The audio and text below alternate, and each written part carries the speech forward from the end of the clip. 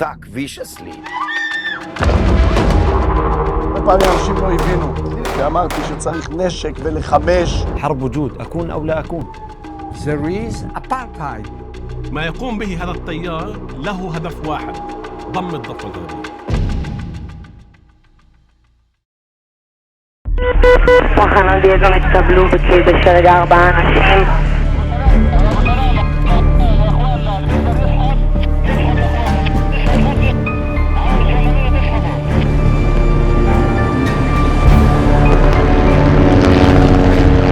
חשמל, מזון, אין מים, אין דלק. כל סגור. يدمروا قد ما يعملوا احنا هم مصابين يعني من أراضينا مش طالعين.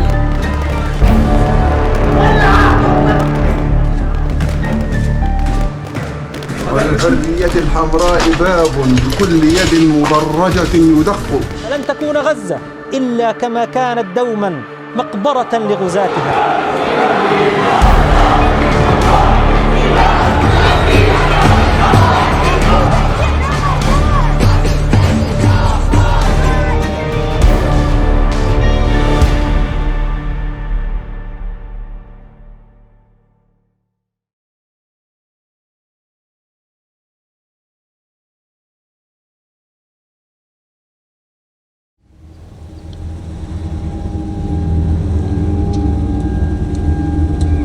Since October 7th, everything changed completely. I was recruited to the army. My family was evacuated from the kibbutz as everyone else around here. No one could stay and live here. It's even a little bit hard for me today, a year later, to try and remember how was life before October 7th.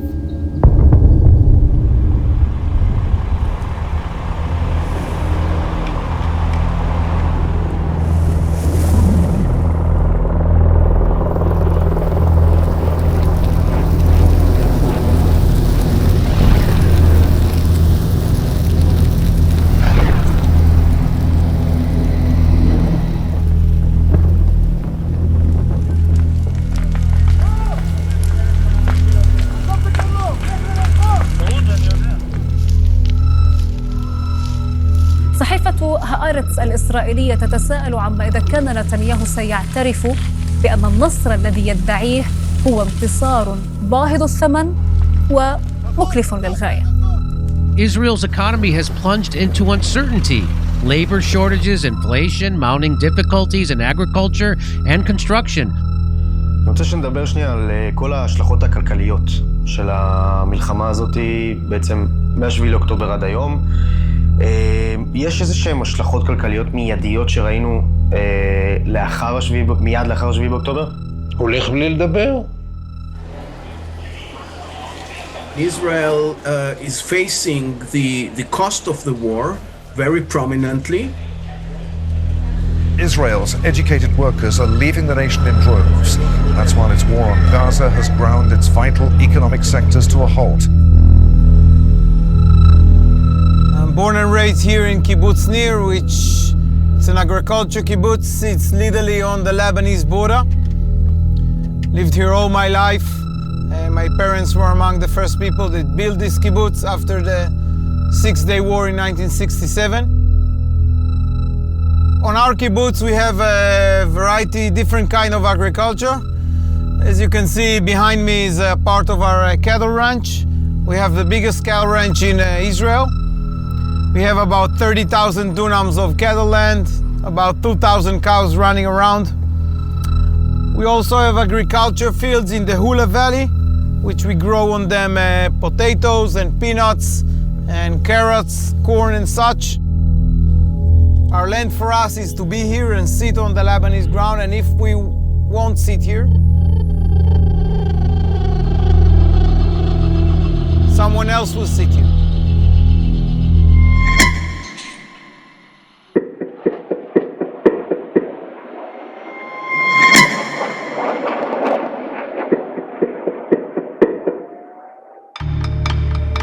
אני אגיד לך שורה תחתונה, ישראל היום במצב הכי גרוע שהייתה בתולדותיה, לאין שיעור יותר גרוע מאשר בתחילת המלחמה הזאת. מאיזו בחינה? בכל בחינה שהיא, דיפלומטית, כלכלית, צבאית, you name it, חברתית, ולכן, ורק לכן, ישראל עשתה את השגיאה הכי גורלית בחייה שיצאה למלחמה הזאת. Yesterday you pay 5 shekel, today you pay 12 shekel. Tomorrow you pay 15 shekel, 80 shekel. There are two fundamental economic strains on the country. First is the Israeli refugee. The Israelis, tens of thousands of Israelis that have been expelled from their homes as a result of the war. We're talking about 75,000 people in the south who were expelled from their homes because of the war in the south. Another 65,000 that have been expelled from their home in the north because of Hezbollah. And so that is a massive strain on the country. Obviously, the country needs to support them in alternative accommodation, to provide alternative education, schools that have been destroyed, schools that are no longer working. For instance, people that have been displaced from the north and from the south, they've been put in the hotels. So actually the hotels are not empty, but they are full. They're not full with tourists, but they are full with displaced people. More than 300,000 Israeli reservists have been called up as the country prepares for a possible ground operation against Hamas. The IDF has confirmed it is meticulously planning a ground offensive. On the other hand, you've seen the recruitment of tens of thousands of Israeli IDF reservists. These are people who were working in positions, people who had their own businesses, who have now suffered severe and harsh financial consequences. That's something which also needed to be supported by the Israeli government and by the Israeli budget. And those are a fundamental drain. Trying to find a solution for them is to provide them with the ability to return to their homes, return to their communities as soon as possible. If you have a factory of 100 people and 20%, 30% are called for reserve period, that is a shortage, and we have to try to learn to function under that stress. If you look at the fundamental, when you look at the Israeli economy, how it reacted, again, the numbers are in billions of dollars, okay? Every day costs more. Today, some people in Israel are talking about 135 billion shekel, which is the overall cost of the war. But again, the question is how you measure the cost of the war, because there are direct costs, there are indirect costs, there are long-term effects, etc. The problem is not a matter of the cost of the war. I think that we can fortunately overcome and sustain the burden today.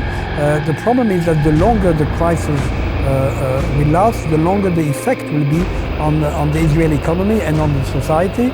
And this is something that we should try to minimize and try to get to an end and to stop violence and to stop war, because war are not solution to any problem. The only certain thing in Israel is uncertainty.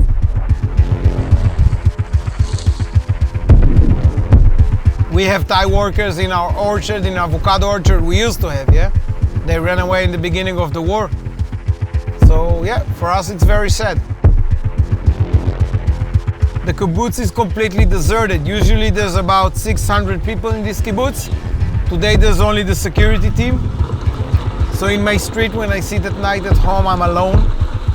There's no one else here. It's not safe not to grow kids here and not to even be here. Having an agricultural kibbutz is a very hard thing, especially these days.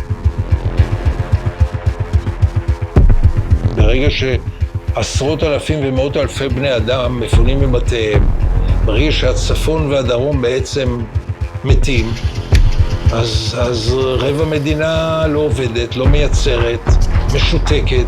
מייצרת זה חקלאות ותעשייה. כל העניין, אין תיירות בכלל, לא מגיעים תיירים. מה זאת אומרת? זה קטסטרופה כלכלית. זה נראה לך הגיוני לתל אביב? More than 46,000 businesses have closed since the start of the war.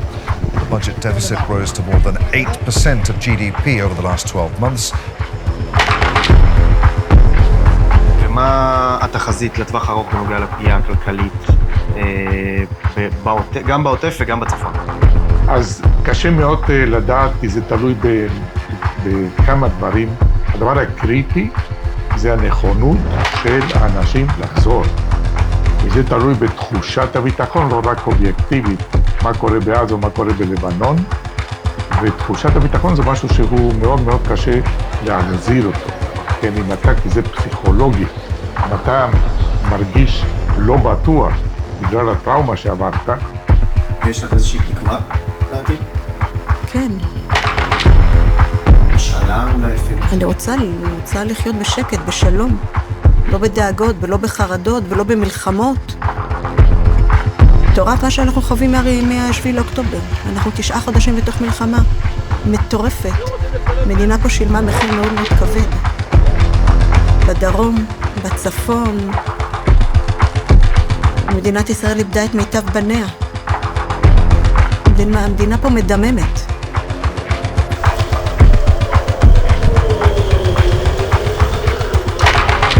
We will see the effects in the year of 2025. War are costly. The international rating of Israel is being degraded because Israel is borrowing more and more money to finance the war. The cost of living is going very high. So altogether, many Israelis feel in kind of a limbo. They don't know what to do. On the other hand, they don't have too many choices. Not everyone can say, okay, I want to leave the country and emigrate. It's not that easy.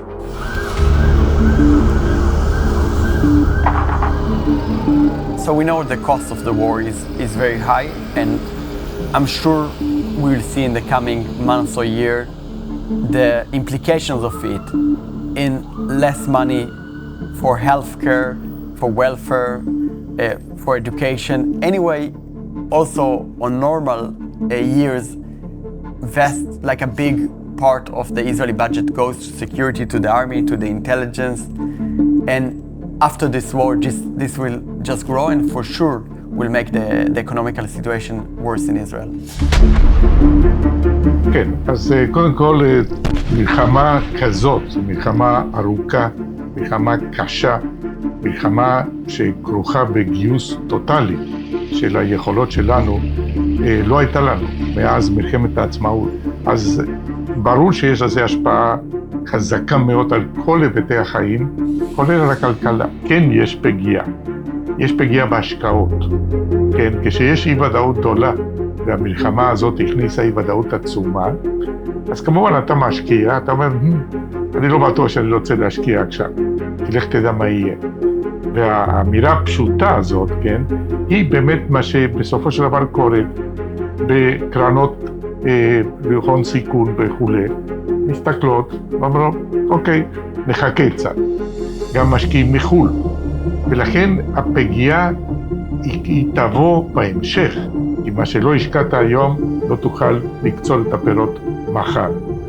إسرائيل ما عادت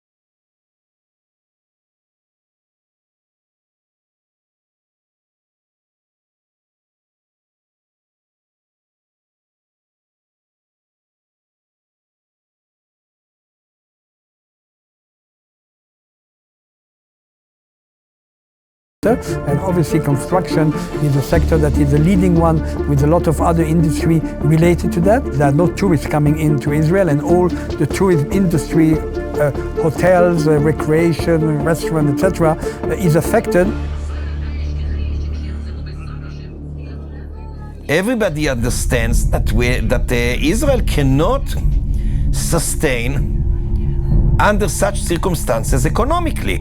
If the government of Israel, this government, stays in power And even if there is a new government but doesn't radically and profoundly change the policy, I believe that given the decisions of The Hague and of the United Nations, I believe that more and more countries and finance firms and companies are going to boycott and ban Israel. So in that sense, foreign investments are going to be reduced radically and perhaps even are going to be lost. In that sense, of course, that's going to contribute even further to the huge economic crisis and to the collapse of the economy in Israel, and that's going to influence radically each and every, household. Here we must look at the experience we had, unfortunately, with previous crises, and always the recovery was faster than predicted. Now, this time we are living in a different situation. It's the longest ever conflict we had since independence, and probably the longer the period or the crisis will last, the longer the recovery will last. As long as this policy goes on of this fanatic government, there's no future. People are not going to stay here and take a risk or sacrifice their children. Why should a sane person that has the, facilities, unfortunately, many people do not have the possibility to live, financially speaking. And alas, nobody's waiting for any one of us, across the globe.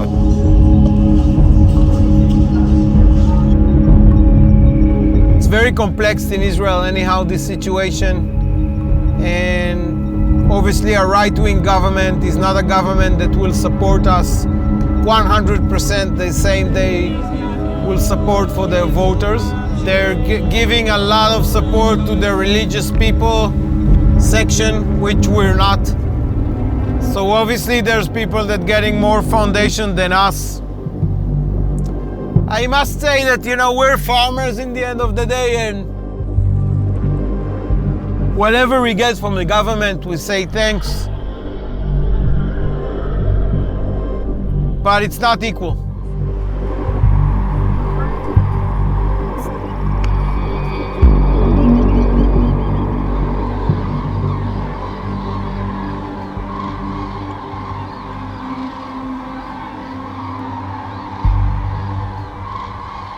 אם יכריח אותנו ללכת לצבא, ניסע כולנו לחוץ לארץ. נלך כרטיסים, נלך שם אצל הסוכן שלו, נלך שם אצל אונגווה. A growing number of Israelis seem to have made the choice to leave the country.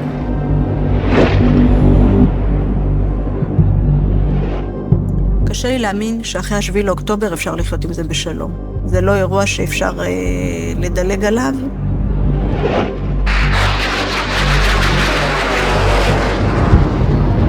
בסך הכל יותר מ-100,000 אנשים יותר מ-100,000 אנשים שמפונים כיום, כן. אז תחשוב 100,000, כן, תחשוב על הפצועים, מה שאמרתי, כמובן החללים, כן, נהרגו, נרצחו, כן, כ-1,400 איש, תחשוב על המשפחות שלהם, כן, אבל יש פה באמת רבדים, קבוצות של אוכלוסייה שנפגעו. המלחמה הזאת תיקח זמן, היא תהיה קשה, ימים מאתגרים עוד לפנינו. אנחנו תמיד אומרים להורים שכולים, מציאות חדשה, כן. It's very dangerous to live here. Even just to coordinate this interview, by the way, I had to tell your team yesterday at night that the army said that there might be some rocket launching on this area and you can't come filming, and eventually today, this morning, they allowed us. So it's not comfortable to live here. חצינו, כן, רק תואר מה יהיה החצייה הבאה. אני מפחדת מהאירוע הבא שנגיד, וואו, זה האירוע הכי גדול שהמדינה אמרה, שהיהודים עברו. ומכאן ואליו, משא ומתן יתנהל רק תחת אש. לא יודעת, נראה לי מיעוט, למה לבוא לפה?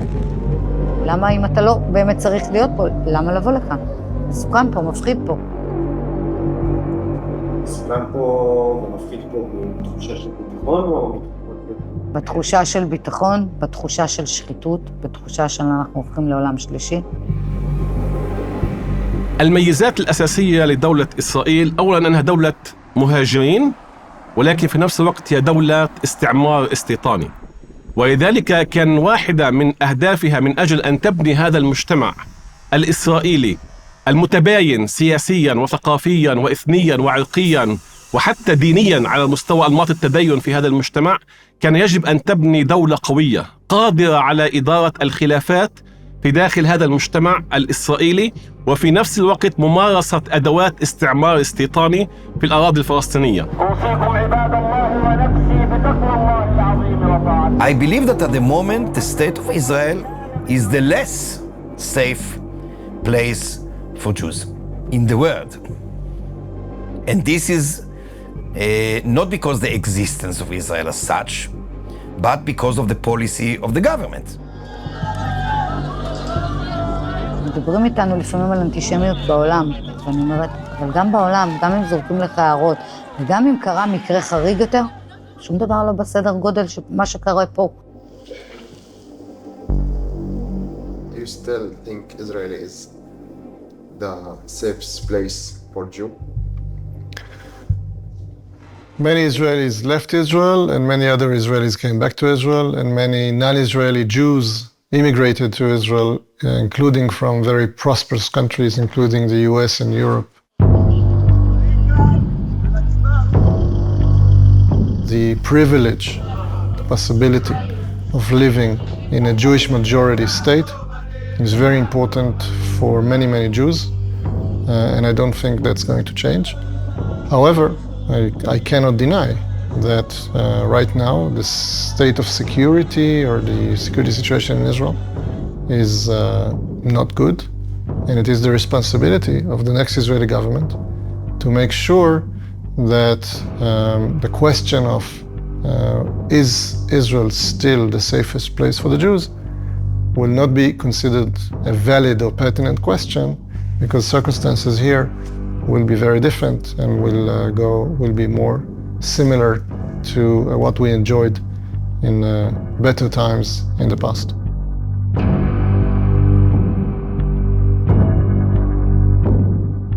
هناك الكثير من الإسرائيليين الذين يسكنون خارج البلاد ويعملون، يعني نحكي عن مئات الآلاف. هناك إسرائيليين خرجوا وعادوا وخرجوا مرة أخرى. الحديث عن مئات الآلاف، ليس هناك في رقم محدد، ولكن دعني أقول أن هذه الهجرة ليست هي الهجرة الأساسية التي تهمنا، لأن هذه هجرة فترة حرب وقد تكون مؤقتة، وقد يعود هؤلاء الإسرائيليون إلى إسرائيل بعد انتهاء الحرب. الهجرة الاستراتيجية التي أتحدث عنها والتي لها علاقة بمستقبل دولة إسرائيل ليست الهجرة المتعلقة بالحرب، الهجرة المتعلقة بحسم هوية دولة إسرائيل. هذه هي الهجرة التي سوف تؤدي إلى إضعاف إسرائيل من الداخل، لأن هذه الهجرة ستكون هجرة أبدية، هجرة فيها تخلي عن المشروع الصهيوني، تخلي عن مشروع دولة إسرائيل، لأنه هذه الشرائح التي أسست دولة إسرائيل بال48. إذا حسم هذا الصراع نحو أن إسرائيل دولة دينية متزمتة، الشرائح العلمانية اليهودية التي تريد إسرائيل أن تكون ليبرالية، طبعا صهيونية ولكن ليبرالية فيها حرية المعتقد وما إلى ذلك فيما يتعلق بالحريات الشخصية، وتعريف إسرائيل كدولة يهودية قوميا وثقافيا وليس دينيا، هذه القطاعات سوف تترك دولة إسرائيل.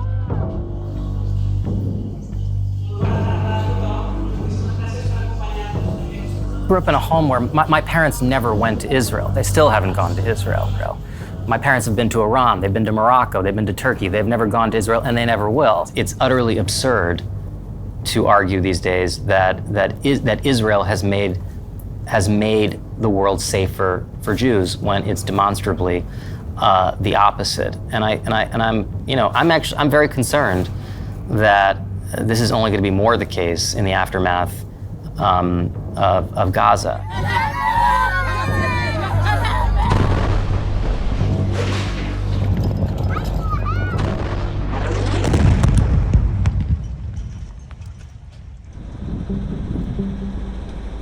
I see families, and there's a lot of families from our kibbutz that left. People that are working, let's say, in high-tech companies or such, so they left because they can do their work from other places, and they want to make sure their kids are safe.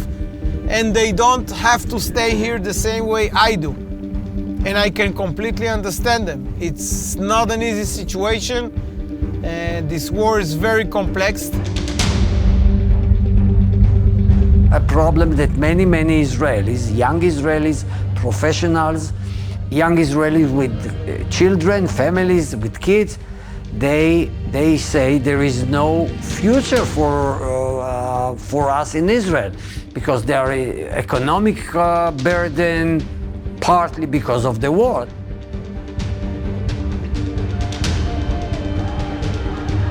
So we are in the middle of unknown, but the implication, psychological implication, are already known. Many people are leaving Israel, and I believe that if Israel will continue in this way, more will leave. There's definitely people that also won't come back here when the war is over. I can expect that. We will do a lot of effort to bring everyone back here, but there's maybe an option, and it will definitely happen, that, 30%, 40% won't come back here. And in terms of people leaving Israel also, October 7th has brought many people back to Israel. People are saying, we want to be here. There are people here and there who say, why do I want to live in an area which is filled with wars? I'll go to Berlin, I'll go to wherever, to live somewhere else. The people who will leave will be educated, liberal, sophisticated, open-minded, critical. The people that Israel needs in order to develop high state nation.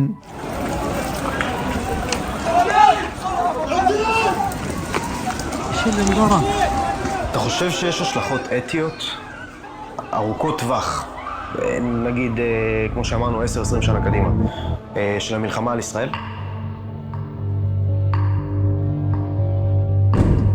אנחנו נלך ונידרדר בשנים הקרובות, הטובים יעזבו, המקום יהפוך לבלתי נסבל, ישראל תהפוך למדינה מצורעת שאף אחד לא ירצה להתקרב אליה, וזה ילך וישקע, אני לא חושב שהמדינה תפסיק להתקיים, אבל היא תהפוך למקום מגעיל שלא אתה ולא אני ולא הילדים שלך ולא הילדים שלי ירצו להישאר בו. ערוץ 13 הוציא סקר שאם אני לא טועה, יותר מ-3,000 ישראלים עזבו את המדינה עד לתקופה הנוכחית הזאת, מה-1 לינואר.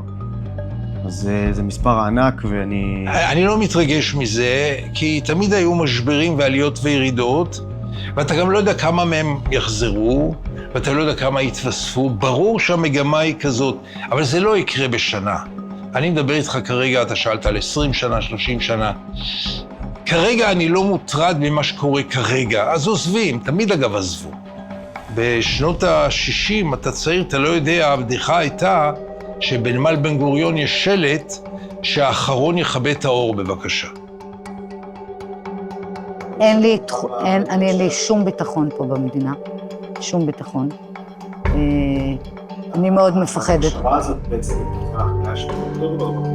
המחשבה הזאת כבר הייתה בשנים האחרונות בשחיתויות ומה שראיתי פה בפוליטיקה. ראיתי את הכיוון שהמדינה הזאת מדרדרת. לא חשבתי שזה יגיע לכזה סדר גודל. תמיד הודעתי את הילדים שלי, אם יהיה להם הזדמנות, עדיף להם לא לחיות פה. גם יש להם אזרחות זרה גם. אני תמיד אמרתי שאם יש אופציה, לי זה קצת מאוחר מדי, אני פחדנית מדי, אין לו בנויה כבר לשינויים. אמרתי, אם אתם תלכו, אני כנראה אבוא אחריכם בסופו של דבר, איפה שיהיו הילדים שלי.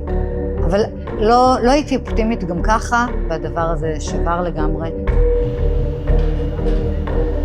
ועל זה מתווספת גם השאלה הקיומית הזאת, לאן אנחנו הולכים? אף אחד לא יודע לאן אנחנו הולכים.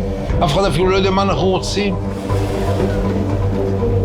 אנחנו נחיה חיים עצובים עד היום האחרון. אני עוד לא רואה את האופטימיות, עוד לא... אני פשוט חיה על אוטומט. But at the moment, psychologically, the mistrust expanded, wish for revenge is very large. So at the moment, am very pessimistic in foreseeing what will happen in the short term. יש לי תחושה שכמו שמדינת ישראל היא אחת המדינות הצעירות ביותר בעולם, היא גם תהיה המדינה שתמות ראשונה בעולם, ובין הראשונות בעולם.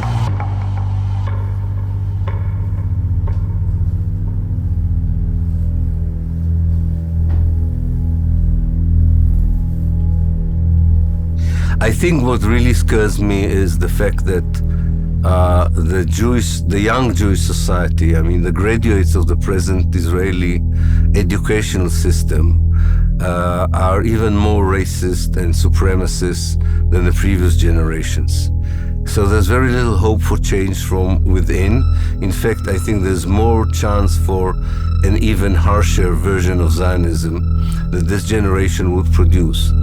Now, I don't worry so much if people would told me this is the end of Israel or Zionism, if I would know that this is going to replace, as happened in South Africa, with a democratic society for all. I'm afraid that because they, unlike the whites in South Africa, they have no inclination whatsoever to change, this could lead to more bloodshed.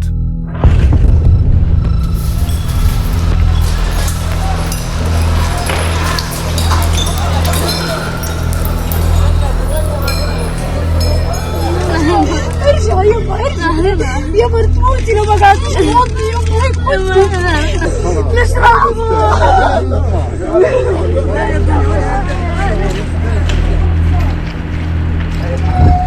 Maybe it will take 30 years.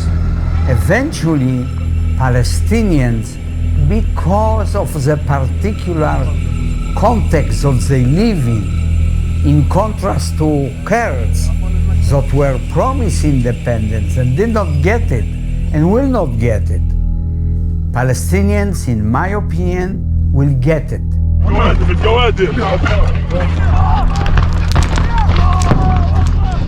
7th of October should have been a reminder to them that if you don't go through peaceful means of decolonization, you will get the harsher and more violent version, which nobody wants.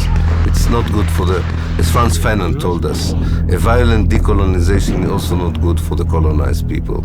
It doesn't create a good basis for the future. So I hope and pray that they will see the light and understand that they have totally to change their mentality, their perceptions, and understanding who they are and especially where they are, and hopefully build a better future. There is no moment of epiphany. There isn't the moment where you wake up and you say, I was wrong, or whatever I was told was false. There are stations. I think that's the beginning of the journey. But it takes another 10 years, more or less, before you cross the river, so to speak, and you don't look back. Every one of us lives in a bubble of its friends, of its kibbutz, of its city. And during the fight, I saw that everything that I believed in, everything that I hoped for being the truth, is not.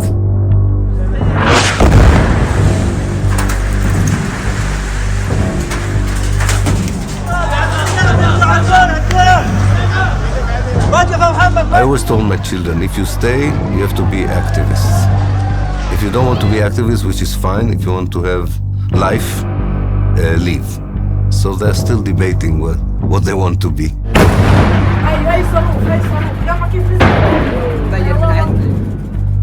Israel is gonna exist for so many years, and if Arabs want to live side to side with us, they just need to make a decision and be with us.